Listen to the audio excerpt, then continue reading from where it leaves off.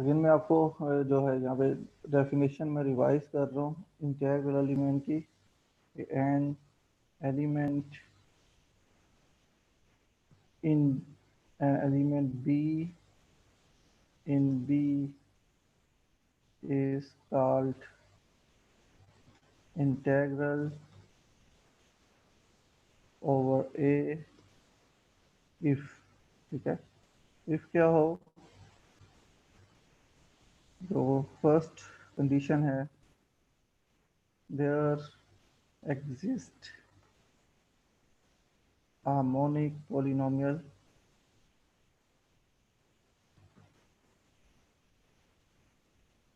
over A, ठीक है, और सेकंड उसमें क्या जो है स्पेशलिटी होनी चाहिए कि harmonic polynomial let's say f of x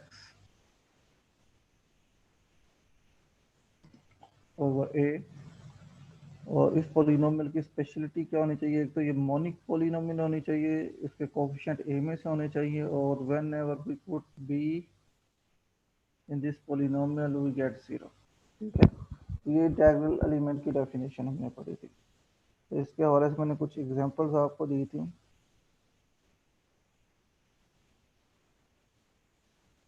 तो उसमें हमने दो पॉसिबिलिटीज जो है वो डिस्कस की थी। एक पॉसिबिलिटी क्या थी कि अगर जो बी हम चूज कर रहे हैं, ठीक है, वो ए का भी एलिमेंट हो, तो इस केस में हमने कहा था कि जो बी है वो हमेशा, वो जो बी का एलिमेंट हम चूज कर रहे हैं वो हमेशा ए पर इंटीग्रल होगा, और उसकी रीजन भी हमने दे दी कि वो रीजन क्या है। और दूसरी पॉसिबिलिटी ये थी कि अगर बी हम बी कोई एलिमेंट बी में से चूज करें वो ए का एलिमेंट ना हो, ठीक है, और उस केस में हमने जो भी बी का एलिमेंट दिया होगा उसके कोरस्पॉन्डिंग हमने मोनिक पोलिनोमियल कंप्यूट करनी है। और अगर जो है हम मोनिक पोलिनोमियल कंप्यूट कर लें जिसको वो जो नंबर है बी का जो एलिमेंट है उसको सेटिस्फाई करे, तो वो ओवर उस पर ओवर ए इंटीग्रल होगा, और अगर ऐसा नहीं पॉसिबल तो फिर वो ओवर ए इंटीग्रल नहीं होगा। शायद मैंने आप लोगों के साथ कुछ एग्जांपल्स भी शेयर की थी। तो मैं जो है एक डेफिनेशन करने लगा हूँ। उस डेफिनेशन को पहले देखिए और फिर मज़ीद जो है मैं इसके एग्जांपल्स जो है वो डिस्कस करूँगा। एक पर्टिकुलर केस है इंटीग्रल एलिमेंट का। हमने इन जनरल जो है इंटीग्रल एलिमेंट होना है, ये एक जनरल केस है, और इसका एक जो है पर्टिकुलर जो है नेम भी है, और वो है अलजब्राइक integer.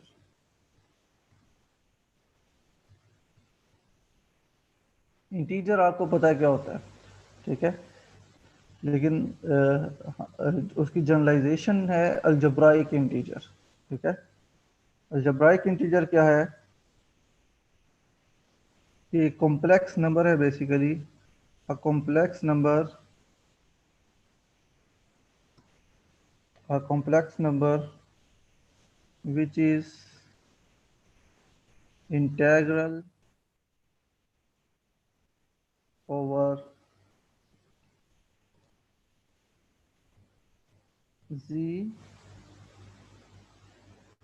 is called an algebraic integer,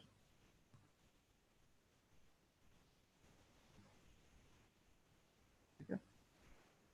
algebraic integer क्या है, ये कॉम्प्लेक्स नंबर होगा, ऐसा कॉम्प्लेक्स नंबर जो ओवर जी अलजेब्राइक हो उसे हम अलजेब्राइक इंटीजर कहते हैं, ठीक है। अच्छा, एक मिनट आप इस डेफिनेशन को देखिएगा, मैं अभी आता हूँ, ठीक है, 2 मिनट में वापस आता हूँ।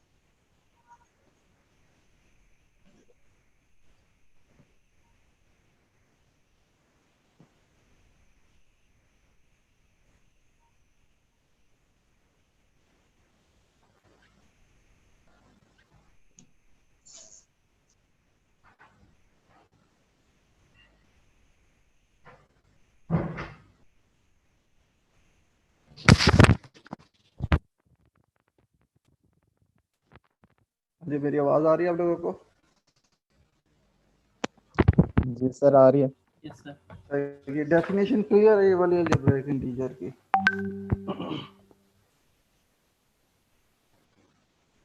ये जो डेफिनेशन मैंने लिखी है अलजेब्रिक इंटीजर की, ये डेफिनेशन क्लियर है? अगर कोई क्वेश्चन है तो वो करें इसके हवाले से। यस सर क्लियर है। ठीक है, तो अगेन याद रखिएगा। अब एक और वर्ड, पहले आपको पता इंटीजर क्या होता है। इंटीजर जी के एलिमेंट्स हैं, 0 +(-1) +(-2) +(-3). अलजेब्राइक इंटीजर क्या है? अलजेब्राइक इंटीजर एक कॉम्प्लेक्स नंबर है, और वो कैसा कॉम्प्लेक्स नंबर है? जो कि जी पर इंटेग्रल हो। और जी पर इंटेग्रल होने का मतलब क्या है? कि हमें ओवर जी एक मोनिक पॉलिनोमियल मिल जाए जिसको वो सेटिस्फाई करे। ठीक है, क्लियर है ये बात? अब जरा मुझे बताइएगा कि लास्ट टाइम हमने एग्जांपल्स कौन कौन सी करी थी?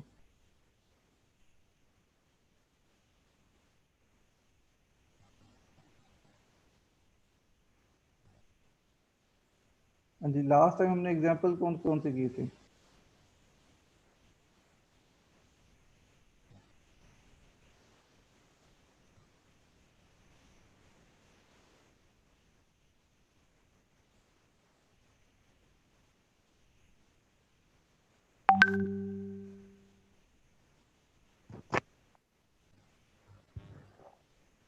सर हमने ए लिया था जो जी जी था, और बी लिया था आर के ऊपर।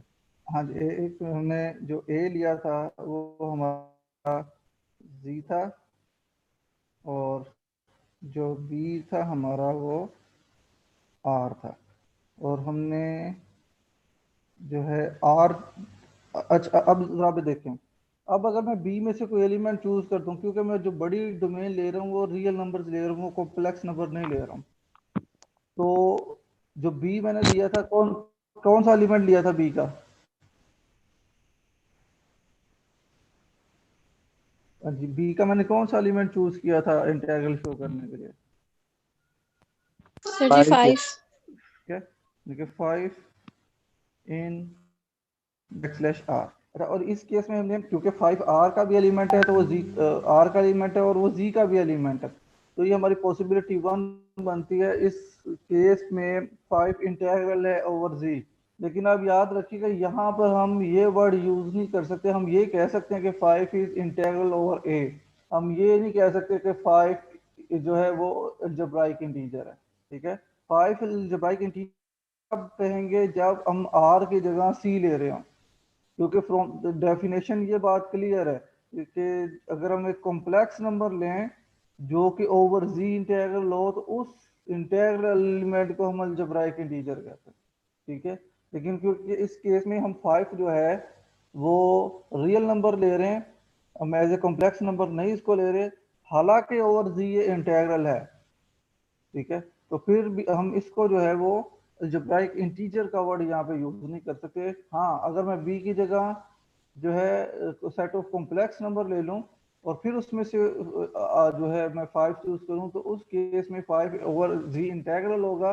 और क्योंकि 5 ओवर जी इंटीग्रल है, तो इस उस केस में हम फिर इसके लिए अलजेब्राइक इंटीजर का वर्ड यूज कर सकेंगे। इस केस में नहीं कर सकते। ये इंटीग्रल ओवर ए है, लेकिन इसको लिए हम अलजेब्राइक इंटीजर का वर्ड यूज नहीं करेंगे। हाँ जी, सेकेंडली हमने कौन सी जो है डेफिनेशन की थी? सेकंड कौन सी एग्जांपल हमारी?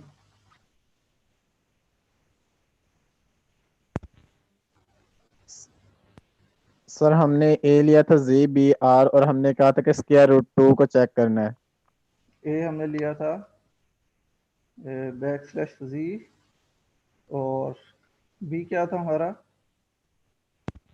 ये \r ही था। जी सर। और एलिमेंट हमने कौन जो सा चूज एलिमेंट किया किया था? था वो हमने स्क्वायर रूट 2 था। √2। ठीक है, इन \r। तो इस केस में अब देखें, हालांकि ये एलिमेंट ओवर जी इंटीग्रल है, लेकिन हम इसके लिए अलजेब्राइक इंटीजर का वर्ड यूज नहीं कर सकते, क्योंकि हम इसको सेट ऑफ रियल नंबर में से ले रहे हैं, सेट ऑफ कॉम्प्लेक्स नंबर में से नहीं ले रहे। लेकिन अगर मैं क्या करूं, अगर मैं इसको सी में से ले लूं और और इसको भी मैं सी में से ले लूं, यानी कि मैं बी जो है वो सेट ऑफ कॉम्प्लेक्स नंबर ले लूं, तो इस बात का मतलब ये होगा, अब जो फर्स्ट एग्जांपल है उसमें मैं 5 जो है वो एक कॉम्प्लेक्स नंबर ले रहा हूं, और फर्स्ट एग्जांपल में again according to the first possibility 5 जो है ओवर जी इंटीग्रल डोमेन होगा। इसका मतलब ये कॉम्प्लेक्स नंबर है जो कि ओवर जी इंटीग्रल है, ठीक है। तो इस केस में जो 5 जो है वो क्या कहलाएगा, अकॉर्डिंग टू द डेफिनेशन ये एक अलजेब्राइक इंटीजर कहलाएगा। फिर क्या?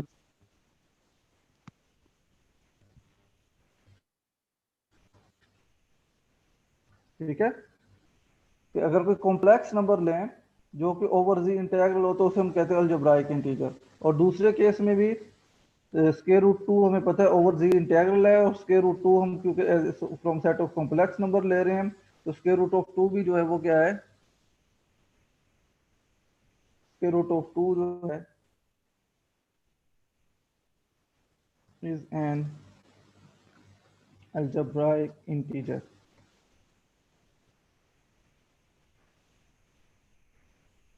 इसलिए ये बात समझ आई आपको कि आपने कब किसी को नंबर को जो इंटीग्रल होगा जी पर उसके लिए अलजेब्राइक इंटीजर का वर्ड यूज कर सकते हैं और कब नहीं कर सकते हैं।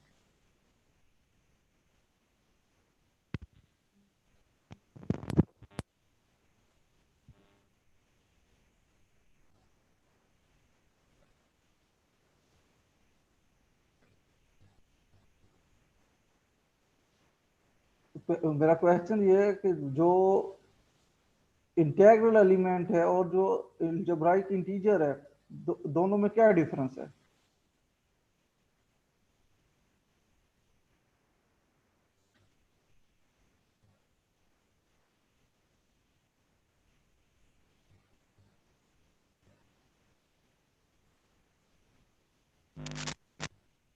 क्यों जी?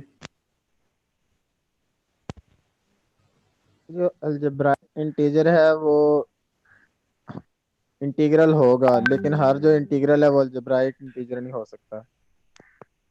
जी बिल्कुल, यही बात है कि हर इंटीग्रल एलिमेंट जो है वो बेसिकली क्या है, वो एक हर अलजेब्राइक इंटीजर एक इंटीग्रल एलिमेंट ही होता है, लेकिन हर इंटीग्रल एलिमेंट का जो है वो अलजेब्राइक इंटीजर होना जरूरी नहीं है।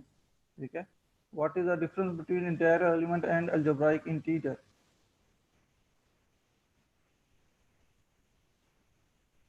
तो इसका आंसर जो है वो डेफिनेशन के अंदर लिखा हुआ है।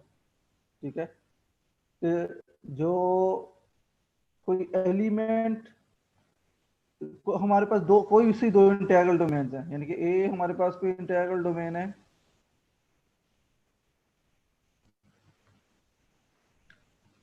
और बी भी हमारे पास कोई इंटीग्रल डोमेन है।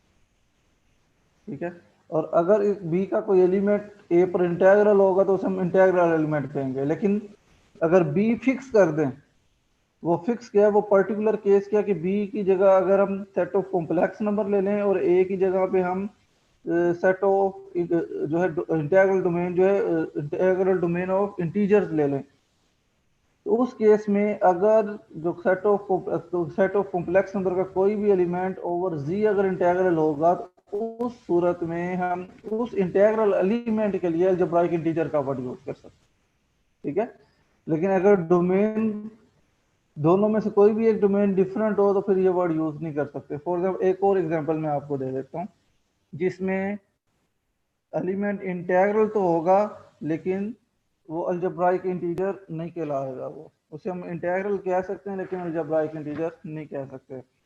फॉर एग्जांपल ए जो है वो मैं ले रहा हूँ आपके पास जी ऑफ आई। ठीक है, ये जो जी ऑफ आई है ये सेट ऑफ कॉम्प्लेक्स नंबर का एक सबसेट होता है, ये सब डोमेन है बेसिकली उसकी, और इसके जो एलिमेंट्स है वो इस तरह के होते हैं A plus B I such that A and B in G. ठीक है, और इसे बोलते हैं हम integral domain of Gaussian integers.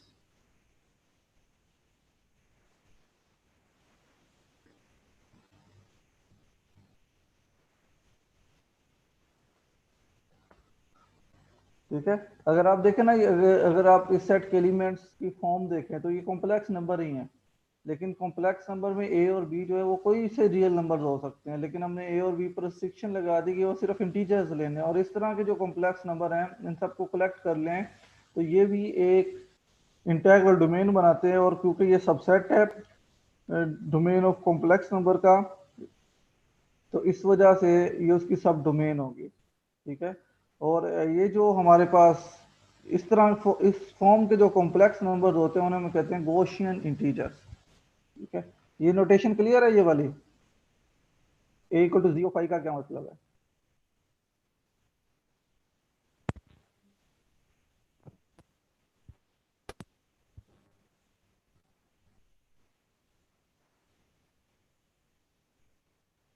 ये अब तीसरा वर्ड यूज किया, देखिए इंटीजर, गॉसियन इंटीजर, और थर्ड है अलजेब्राइक इंटीजर। ठीक है, इन तीनों का डिफरेंस आपको पता होना चाहिए कि इंटीजर क्या चीज़ है, इंटीजर इंटीजर हम किसे कहते हैं, गॉसियन इंटीजर क्या होते हैं, और थर्ड वन जो हमारे लिए मेन इंपॉर्टेंट चीज़ है वो है कि अलजेब्राइक इंटीजर्स क्या होते हैं।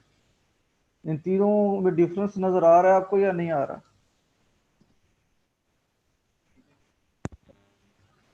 थोड़ा तो मैं गॉसियन इंटीजर का ही मैंने सामने लिखा हुआ है, डेफिनेशन मैंने क्या लिखी हुई है ये बताएं।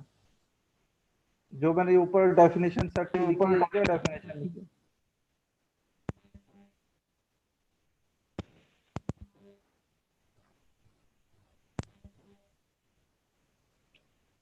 सेट को रीड करके दिखाया ना, वो सेट क्या लिखा है मैंने? Sir A equal to G domain I equal to A plus B iota, और ए बी जो है वो जी सेट ऑफ इंटीजर से ले रहे हैं। हाँ, इसका क्या मतलब क्या हुआ इसका?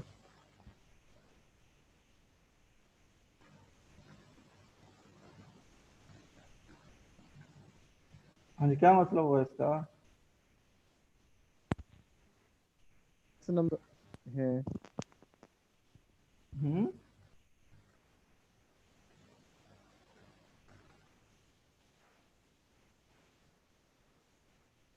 अच्छा मुझे ये बताएं, ये एक मैं नंबर लिख रहा हूँ 2 + 3 अयोटा,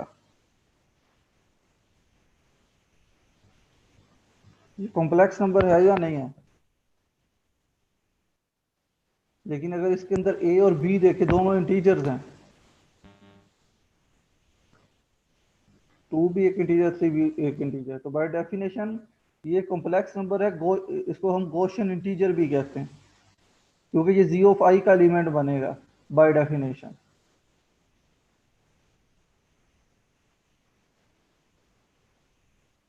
ठीक है, और अगर मैं ये लिख देता हूँ 2/3 + 4 अयोटा, तो ये कॉम्प्लेक्स नंबर है, लेकिन ये गॉसियन इंटीजर नहीं है। ये कॉम्प्लेक्स नंबर गॉसियन इंटीजर नहीं है। ठीक है, क्यों नहीं है? क्योंकि इसका जो ए है वो एक इंटीजर नहीं है, वो रैशनल नंबर है। तो ये कॉम्प्लेक्स नंबर तो है, लेकिन ये गॉसियन इंटीजर नहीं है।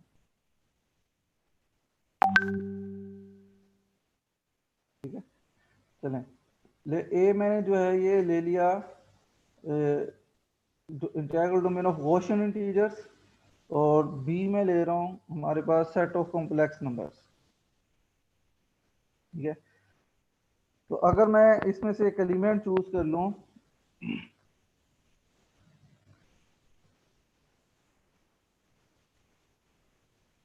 देन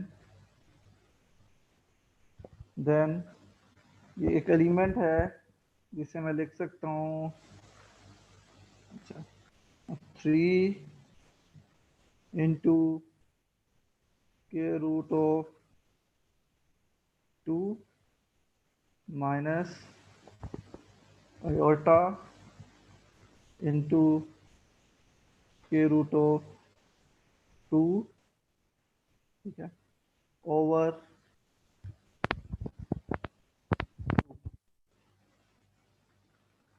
इन बैक/c, ये कॉम्प्लेक्स नंबर मैंने लिया है और मेरा क्लेम ये है कि ये कॉम्प्लेक्स नंबर जो है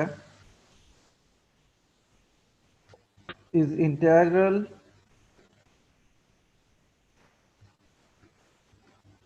ओवर g ऑफ i। ठीक है, जो ए इंटीग्रल डोमेन है उस पर ये इंटीग्रल है।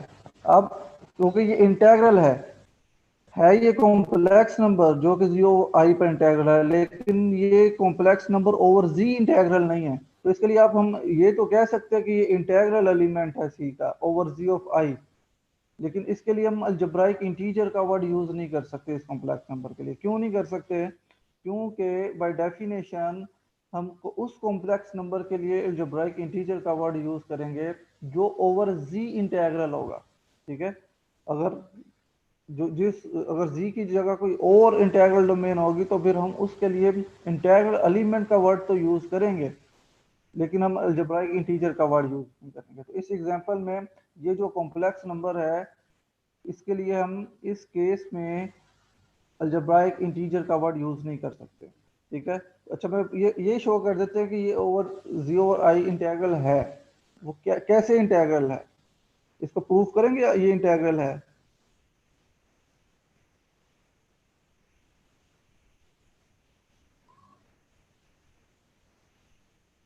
तो जी इस कॉम्प्लेक्स नंबर को प्रूफ करेंगे और ये over G of I integral है।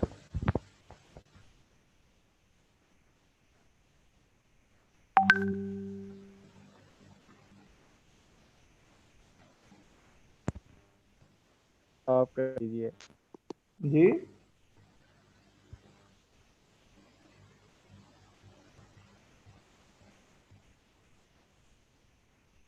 ये 2 मिनट है, आप सॉल्व करके दिखाइएगा इसको।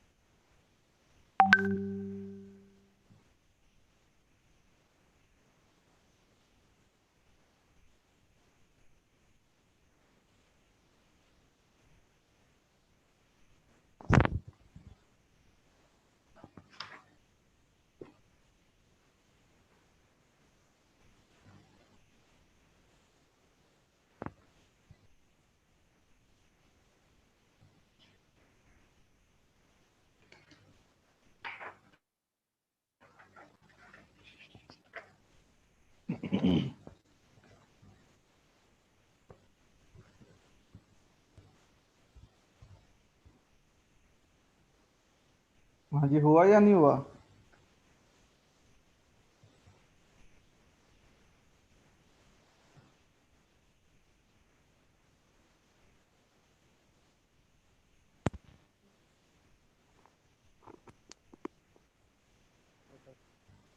हेलो, यार बोल के बताया तो करें। जी सर जी। हाँ जी, हो गया। जी। हाँ जी, क्या पॉलिनोमियल बनी है? X square minus 16 plus 12 iota. अच्छा चले मैं इसको सोल्व करता हूँ। ठीक है, ओके, मैं लेट कर लेता हूँ। लेट एक्स जो है वो इक्वल टू ये नंबर है सारा, और ये सारे का सारा क्या है? P square root of 2 minus iota square root of 2 over 2। ठीक है, और इसको मैं लिख सकता हूँ एक्स इज इक्वल टू के रूट ऑफ 2 में अगर कॉमन लूँ, ठीक है, और ऊपर स्क्वायर रूट, तो ये मेरे पास बचेगा 3 minus iota into square root of 2 over 2, और स्क्वायर रूट ऑफ 2 ओवर 2 ये क्या बनेगा हमारे पास, ये बन जाएगा हमारे पास 3 minus iota over square root of 2, ठीक है। और स्क्वायर रूट ऑफ 2 जो है उसे मैं दोनों तरफ मल्टीप्लाई कर सकता हूँ, तो ये बनेगा मेरे पास square root of 2 into X equal to 3 minus iota. और अगर, क्योंकि अब मैंने स्क्वायर रूट ऑफ 2 जो है ख़त्म करना है, क्योंकि मुझे इंटीजर्स नज़र आने चाहिए, और आयोटा भी ख़त्म करना है, क्योंकि आयोटा एक कॉम्प्लेक्स नंबर है यहाँ पर और स्क्वायर रूट ऑफ 2 एक रैशनल नंबर है, तो दोनों ख़त्म हो सकते हैं अगर मैं स्क्वायर ले लूँ दोनों तरफ। तो टेकिंग स्क्वायर, तो ये मेरे पास बनेगा 2x स्क्वायर और इक्वल में 3 माइनस आयोटा स्क्वायर। अगर आप जो है इसको एक्सपेंड करें तो ये आपके पास बनेगा 3 स्क्वायर 9 प्लस आयोटा स्क्वायर -1 और माइनस 3 इंटू 2 इंटू 6 आयोटा। और अगर इसको आप सॉल्व कर लें थोड़ा सा, तो ये बन जाएगा आपके पास 2x स्क्वायर और 9 माइनस 1 जो है ये मेरे पास बनता है 8 प्लस 8 है, दूसरी साइड पे जाएगा तो ये -8 और प्लस 6 आयोटा इक्वल टू 0। अब ये एक पॉलिनोमियल बनी है, लेकिन ये मोनिक पॉलिनोमियल नहीं है। मोनिक पॉलिनोमियल के लिए मैं क्या करता हूँ, 1/2 से मल्टीप्लाई कर देता हूँ। 1/2 से मल्टीप्लाई करूंगा तो ये बनेगा एक्स स्क्वायर -4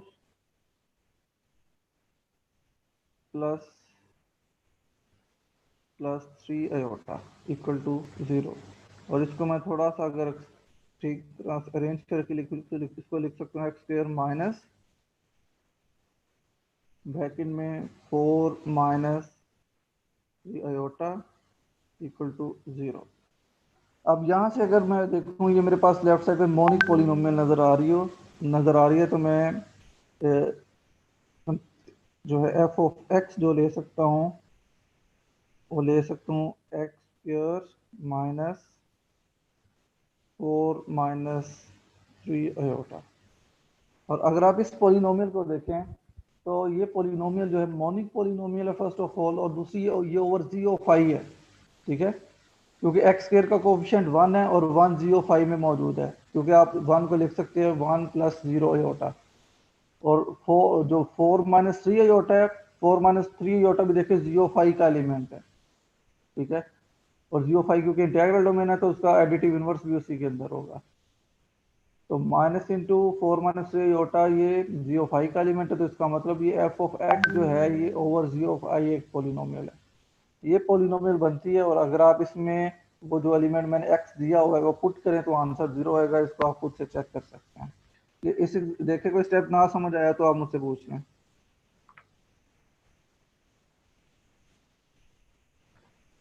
अगर इसमें कोई स्टेप समझ नहीं आया तो वो पूछ लें मुझसे।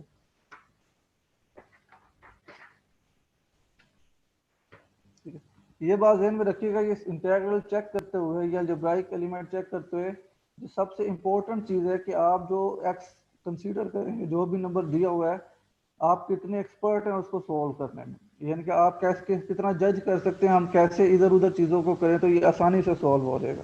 ठीक है, अगर मैं डायरेक्ट स्क्वायर लेके उसको सॉल्व करना शुरू कर देता तो वो मुश्किल हो जाता, लेकिन पहले मैंने उसको थोड़ा सा सॉल्व किया जितना भी हो सकता है, ठीक है, और जितना भी सॉल्व हो सकता था वो करने के बाद ये इजीली, जब मैंने स्क्वायर लिया तो इजीली जो है मुझे उसका आंसर मिल गया।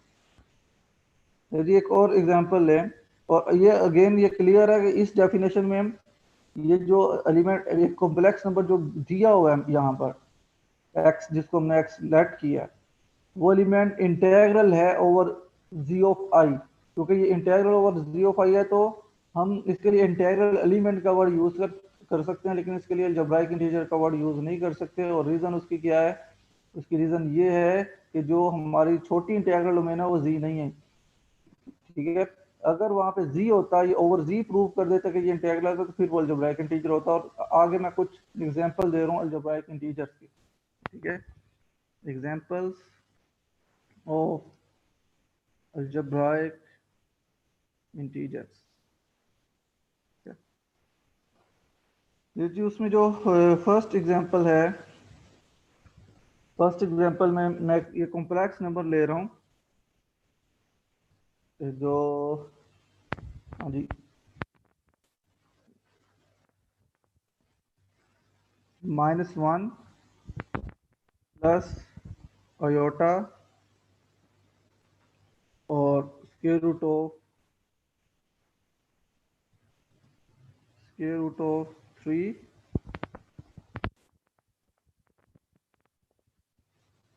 ओवर 2। ये कॉम्प्लेक्स नंबर है, इज एन अलजेब्राइक इंटीजर। और मेरा क्लेम ये है कि ये जो कॉम्प्लेक्स नंबर है ये अलजेब्राइक इंटीजर है। और जब मैं इसको अलजेब्राइक इंटीजर कह रहा हूँ तो इसका मतलब ये होगा कि ये कॉम्प्लेक्स नंबर ओवर जी इंटेग्रल है, ठीक है। और इसको मैं प्रूव कर देता हूँ कि कैसे है, उसके लिए लेट कर लें कि ये, और इसको अगर अलजेब्राइक इंटीजर प्रूव करना है तो क्या प्रूव करना पड़ेगा कि एक मोनिक पॉलिनोमियल ओवर जी एग्जिस्ट करेगी, जिसमें ये पुट करेंगे तो आंसर 0 रहेगा। तो लेट मैं कर लूंगा x इक्वल टू -1 प्लस, और अगर ये मैं कंप्लीट ना कर सकूं, ठीक है, तो आपने इसको बाद नेक्स्ट लेक्चर मुझे कंप्लीट करके बताना है, ठीक है। आपको अंदाजा हो जाएगा मैं कर क्या रहा हूँ। तो ये स्क्वायर रूट ऑफ 3 ओवर 2, ठीक है। और मैं 2 को अगर फ्रैक्शन ख़त्म कर दूं तो मैं इसको लिख सकता हूँ 2x इक्वल टू -1, ठीक है, plus iota into square root of 3। और अगेन -1 अगर मैं दूसरी साइड पे ले जाऊं तो इसको मैं लिख सकता हूँ 2x plus 1 equal to iota square root of 3। और अगर मैं स्क्वायर रूट ख़त्म करना है तो उसके लिए मुझे क्या करना पड़ेगा, स्क्वायर लेना पड़ेगा। तो इस साइड पे बनेगा मेरे पास 2x